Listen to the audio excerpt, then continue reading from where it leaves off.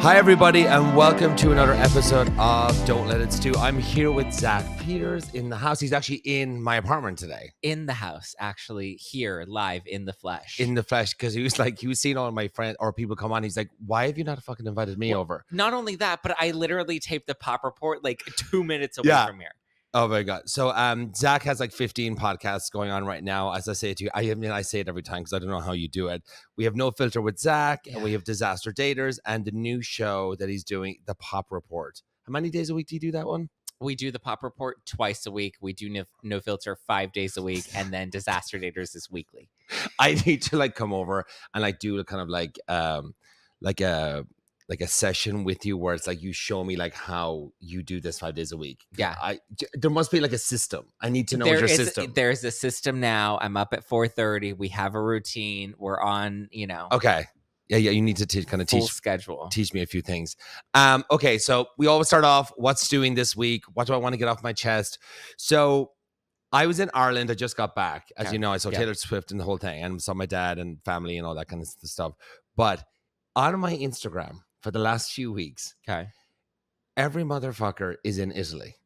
Like, why is everybody in Italy? I don't know. Summer, yeah, for the summer. It's just like Italy, and like even Kem, my friend who took me to the Taylor Swift concert in Dublin, she went to Italy afterwards. She's like, "Why are you coming with me?" And then Curtis, who I hang out with in New York, he's like, "Why don't you come to Italy?" I'm like, because I'm not a millionaire and I've just spent fucking 9 days in Ireland. I can't just take like another 2 weeks off work.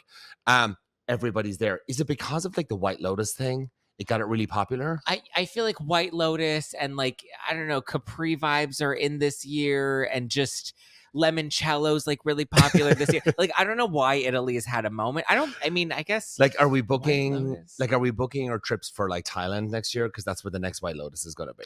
I'm actually working. Well, no, I'm actually working on my family vacation, which I think we're going to do in South Africa next year. Oh, which I'm so excited about. That is so fun. Like, I mean, I haven't been like, even though I'm from Ireland, Europe, the whole thing. Yes. Went to England, went to France, but that's it. Like, they're the only two countries I've been to. Really? I haven't been to Italy, Greece, like Spain. Like, I want to go to Greece. Yeah. So you're mad that everybody's going to Italy with everybody's there. And then it's like, like as well, like you see on Instagram and stuff, you see these gays, they don't have jobs. You're like, how are you fucking paying for everything? It's a sugar. You have to have a sugar daddy. And at this point, I'm ready to sign up for a sugar daddy. Yeah, but like, here's the thing. Like, and I know, like, I don't know them, but like, of them, like in and around the community and stuff. And you're like, how are they on these trips? Like, now they're on a yacht in like Cannes. And I'm like, where's this website where you can find these guys? There was a sugar daddy that was very interested in me in my early 20s, and I was just like he wanted to like fly me on his private jet everywhere, and I was always just like, no, I don't think I can do it, whatever. And now I see him and his like young cute boyfriend, and I'm just like, fuck, they're like always on a yacht and drinking wine, and I think they're in Italy right now, and I'm just like, that could have been my life. Why did I have to have too much pride? It is. I mean, I'm 42 now. When I was in my 20s, like, you did get like the older gays like kind of come up to you and like would kind of want to. I just was like, no, I'm going to give everything up in my life if I do that. Yeah. So I couldn't. And now here we are just working for $1. I know, literally, like, exactly. What do you want to get off your chest this week? Do you have anything that's like, what's going on with like Pop Report? Is there anything? Oh my God. Everything is, it's been a fucking disaster of a week, which we'll get into because you're going to tape Disaster Daters with us this week. I am. I don't know there's so many people I would love to rant off on. Sure. Maybe just cut in between them as we're going. I will have a rant as we go on. I promise you, I will let it out. I'm going to let it stew a little bit before it boils over. I think we're on like week 4, week 5, week 6, or week 8, me and you talking about something about going there. Oh my God. The line is still so fucking long. No, I passed it on Sunday. I passed it on Sunday. There was like 3 people inside. Has it lost its luster? I don't know. And I was just like, are people tired of seeing Terry Maloney? Is she just there all the time? She's there. She runs the shop. Katie's not doing it. And Ariana, I don't think Ariana's going to come back and be serving sandwiches at the shop. I think what we'll do is we will go to the shop. We'll come back here and we'll do a bonus episode. Just talking about it for like 20 minutes. Yeah. That'd be fun. I'm curious. Well, a lot of people were complaining about the bread, which you had commentary about when you saw people breaking their toots on it on the baguette. Yeah. I mean, a baguette has a kind of a bit of a pull, which is fine, but it can't be like, oof, it can't be really, really. It has to be fresh that morning, or else don't bother doing it. Yeah. We'll find out, and we'll give a nice gleaming review. Big news yesterday. I was so happy when I saw this post on one of my stories that The Devil Wears Prada is doing a sequel. God, I'm so excited about that. I saw it yesterday and I was reading about it on my way here, and I'm so excited because it's like, it sounds like they're getting all of the cast back together. The only one that's not part of the storyline plot that they've released so far is Andy, which was Anne Hathaway's character. But I mean, they're obviously going to have Anne Hathaway. Like, they have to have her in it. Yeah. She's going to be in it somehow, but so far the plot hasn't referenced how she'll be part of it yet. So like Emily was telling me yesterday, like, so the plot is kind of like Emily Blunt. No, my other friend is the same. It's Emily, another Emily. I was like, oh, were you talking to Emily Blunt? She would tell you the plot. Yeah. No, that she works for like a marketing advertising firm, and then Miranda needs like advertising dollars and like all that kind of stuff. Yeah, which makes sense because it's like now we're almost 20 years from the last movie. That it makes sense. And like nobody buys magazines anymore. Yeah, everything's all digital. So you would see somebody like, I want to know how Anna Wintour's doing these days. I think Vogue just kind of stays there. Like, it's like, but it does subscriptions as well, right? Online. Yeah, is there? I think they make their money from the Met Gala. I think that's kind of how they're banking in their cash these days. But I thought the Met Gala is for like charity. Is it? It's all for charity. Okay, Danielle.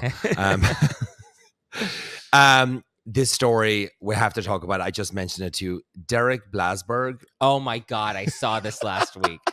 Hilarious. I loved it at first, like the reports were like mystery celebrity, and then eventually it comes out that it's Derek. Do you know him? I do not know him. Do you know him? I don't know him. No. I wonder will I see him next week at Jill Zarin's luncheon in the Hamptons. Probably. Maybe he's going to be there, or maybe he's banned from the Hamptons. Yeah. So basically what happened is Derek Blasberg, he's a friend of Gwyneth Paltrow's, right? And there's been this rumor going around in the Hamptons for the last few weeks that basically, like, he was a housemate of Gwyneth's at her house, and basically during the party or something, just like shit the whole, like diarrhea. Apparently it was because of Ozempic. That's one of the side effects.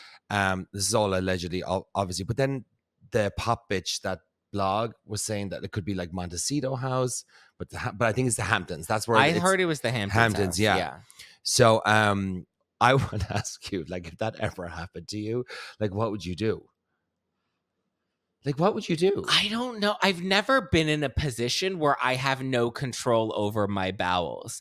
I don't know if it's that I'm so hyper focused, but like, I could never imagine myself just having uncontrollable diarrhea on someone's bed. If you feel it coming, I'm getting the fuck off the bed and getting on the hardwood floor that I know I can clean up. And I'm not telling anybody. I'm not going to be like, oops, I shit your bed. Like, I'm not doing, no, that's where nobody's ever going to know about. How did it even leak into the press? I wonder. Like, he can't go back to the Hamptons anymore. I mean, it's so fucking embarrassing for him. Even if it's true or not, I don't know. It's obviously true because he hasn't come out to deny it. Oh, really? If somebody published a story about you shitting the bed at Gwyneth Paltrow's, you're going to be like, LOL, this isn't true. Like, you're not going to let it run and be like, you know. That's really funny. And even Gwyneth hasn't been like, LOL, it's not true. Like, I want to know how it got out. Yeah. But like, so like they're saying he shit the bed. So like, what you do, I mean, I don't even want to get into it because that's really disgusting, but like, you clean the sheets. I don't care. Like, run the bath, hot water, soap, do whatever. I don't know. Just do not come out of that guest house. No, the sheets are gone. I don't know what happened to them. Yeah. I don't know where they went. I came back into the room and the maid must have taken them. I don't know where they're at. Oh my God. That's amazing. All right. But that's funny. We'll find out. Maybe I'll ask her on the Hamptons next week when I'm there. Like, does anybody know any more information about it? But also, like, Tori Spelling talked about this in her book. Oh, really? It wasn't Ozempic, but there was this, like, these fat pills that she used to take that I guess, like, pull out all the fat from the food that you're eating and helps you, like, digest it. She's like, but the crazy part was all of the liquid fat would just kind of drain out. And so you would essentially have diarrhea. And so this happened to her at a hotel, like one of the fancy hotels that she used to stay at. And she was with her husband at the time, and she ended up shitting the whole bed with all this liquid that just came out of her asshole. But also, like, do you guys not know how to like pinch your asshole to the point where like nothing comes out? No, sometimes like, look, it's happened to me. Have you ever sharted before? It's so disgusting, but I don't think like where it's like a fart, but like a kind of little bit of like shit comes Yeah. out or whatever. That's like, that's just so disgusting. But I mean, that's happened to me before. You know what I mean? But it's like when it's like that, yes, you can hold it in until like you have to get to the restroom or the toilet. Like you did, and you find a bush. You find even again if you're even in somebody's guest house, you go in the corner on the hardwood floor that you can easily clean up. But like to just shit the bed is really wild. It really is. So don't do that, everybody. Okay, Orange County trailer. They released another one. Yes. That was really just, I want to hear your take on it because I have my take on it and it's like, it could be different to yours. So the trailer was more about Shannon, the DUI, the reactions of the girls. That's how the first episode opens. Okay. That's the opening of the premiere episode, which actually, if you listen closely, you'll hear my voice breaking. I did. Yeah. I did hear that. Me and Kempire were doing it, which they did for us for the Beverly Hills premiere as well with Kyle and Mauricio. But I thought it was good. I thought it was dramatic. I thought, you see the photo of Shannon and her face is all bloody. So it shows that like there's clearly so much more to this story that we don't know about. So, I mean, it got me hyped about it for sure. That night, I mean, I don't even know if I told you this, but the night she got the DUI, she was at my birthday the night before. Oh. We were down. It was like me, Jeff, John Jansen, Taylor, and Shannon. We all went to Nobu. We just went down there for the night, just like, it's my birthday. We'll just spend the night in Newport. So we go down. We all go out. We all have a few drinks and so forth. And, we go back to the hotel. We get up the next morning. We drive back. Shannon calls us. She's like, we had a fight again last night, whatever. And we're like, oh, my God. And I remember, like, the two of us in the car going like, why don't you just come up to LA for the night? Come up, you can stay at Jeff's, whatever. And she's like, no, I'm going to stay here. Like, I have stuff to do. I'm just going to like lay low and this, that, and the other. Well, she didn't lay low that night. Oh, man. But imagine if she had actually like come up and stayed at the house and just like chilled with us for the night. That would have never happened. Yeah. I mean, it did seem like she was pretty lit because from what we've seen so far, of what she tells of the story, it's that she was mad at John and she was leaving, and so she left and she like slammed on the gas to like show like I'm mad and I'm gonna get home real quick, whatever. And then she ended up crashing into the house. And then people are mad at her because it doesn't sound like she's taking accountability for it. It doesn't sound like she's taking accountability, but also, so what's she blaming the gas pedal then? Like, I don't like. Well, because she says, like, John's like, you're drunk, like, don't, you shouldn't be driving. She's like, watch me, I'm going to make it home. And then she, like, slammed on the brakes and then ended up crashing. But then you also remember the report. It's like after that, she kept driving and then she pulled off to the side and then was pretending she was walking Archie. But then, okay, just imagine the cop, right? That sees the car that's clearly, hit the wall. First of all, you see the house that she crashed into. Then you see the car that's damaged. Then you see her face that's all bloody. And she's just like, oh, I'm just taking my dog for a walk. Like, that is the stupidest excuse. I mean, God love her. But I mean, I feel like I saw something yesterday on one of those like Housewives, like Instagram accounts and so forth. And people were kind of like, and they make a point. It's like, first of all, I think it's kind of unfair the way they're just all attacking Shannon the way it is. It's like they're all coming like they all have a fucking opinion. Yeah. And when she did the crash, she didn't drink for like a few months or something, and now she's like, Tamra said that's not true. Tamra said she was sneaking cocktails at BravoCon. Oh, okay. I didn't see her. But also, to be fair, like Shannon doesn't have a history. Well, I mean, according to the women, she gets drunk and like calls them late at night. But like, I don't know if I believe that Shannon has a drinking problem and needs rehab because of one DUI. I think you can make a mistake and you can maybe be abusing alcohol in a period of, going through something. But that doesn't necessarily mean that like she needs rehab and she needs to be sober for the rest of her life. So I think Tamara's being a little dramatic with that. And then Emily's like, shouldn't you think sobriety, like that's a choice for you? And she's like, that's her choice if she wants to do that, you know? But it was like, the meme or something said like, oh, let's annihilate Shannon over her DUI. And then everyone's like, guys, Orange County is back. It's so fucked up. It really is. It's like people are like, these shows are so toxic, but it's like, we're literally enabling this behavior. We love it. We're here for it. It's like she nearly died. She slapped into a wall. Poor Archie. Guys, we're back. I know. And then they're making memes of like Archie in the background as Shannon's having to blow into the car, the breathalyzer. That was actually really, really funny. Yeah. Okay, so I'm just obsessed and like I love watching it. I'm so glad I started watching it again. But Jersey is just giving me life these days. Jersey's getting a lot better. It really is. It had a slow start, but I actually like it's not. I know everyone's like mad about Jersey. They're like it's boring or whatever, but I actually think Jersey's fine. I think it's doing okay. I'm not looking forward to the reunion though.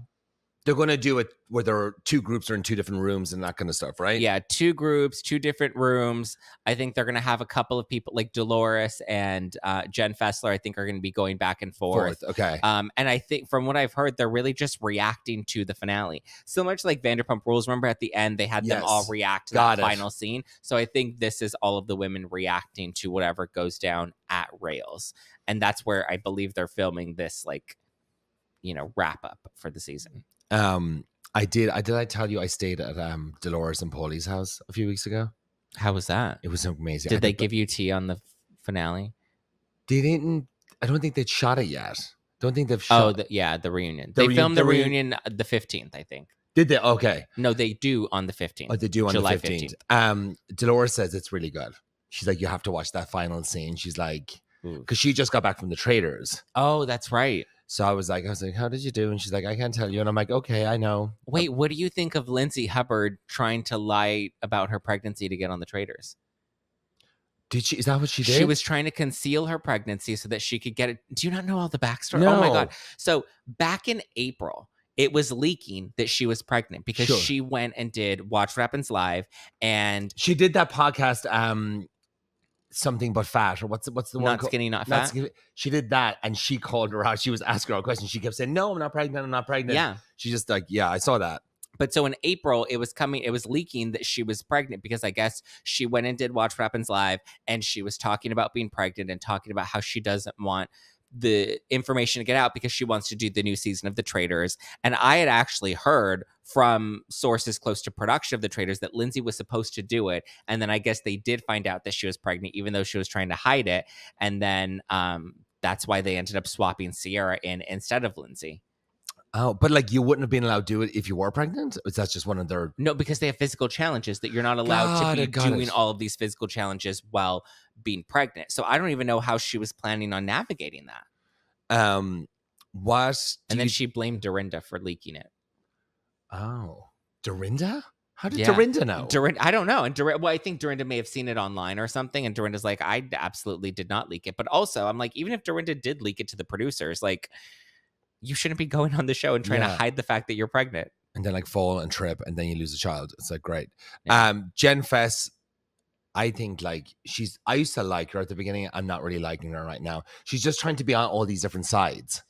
Yeah, she doesn't have a side. She just is trying to appease everybody. Yeah. In the process, she's pissing everybody off. Like the last episode was when Rachel Fuda gets mad at her for, I guess, still talking about John Fuda and the drug thing. And and he loves a double-headed dildo.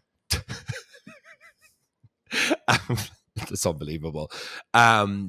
So yeah, and then you heard on the last episode, or when they had that dinner, that Danielle picks up a picture, and drops it.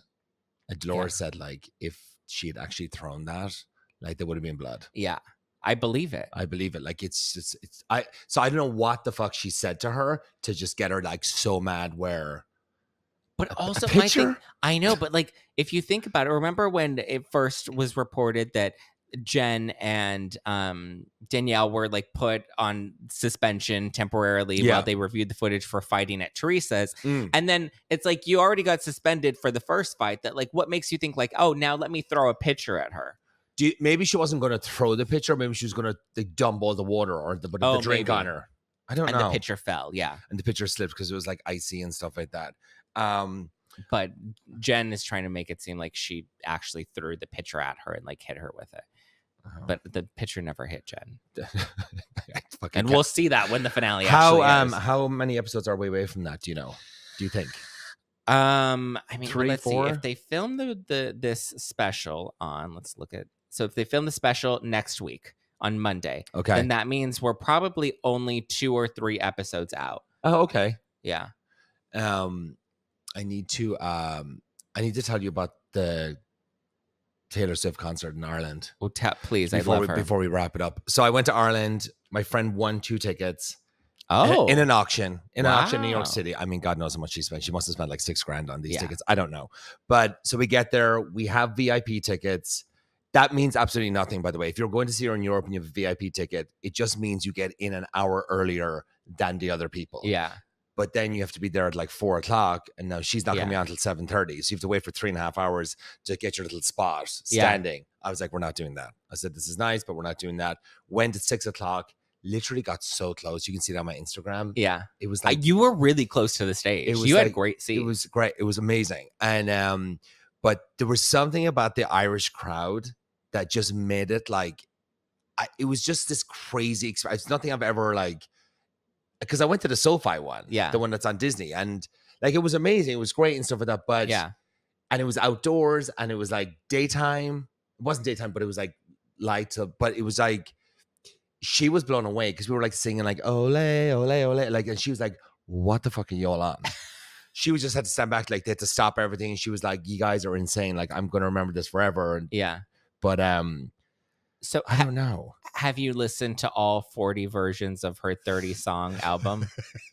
She literally has like 19 versions of it. Like the CDs just keep coming out. And everyone, what do you think about everyone saying that she's trying to block like Charlie XCX and others from ranking on the charts? I don't think she's out there to take down other women. Like I really don't.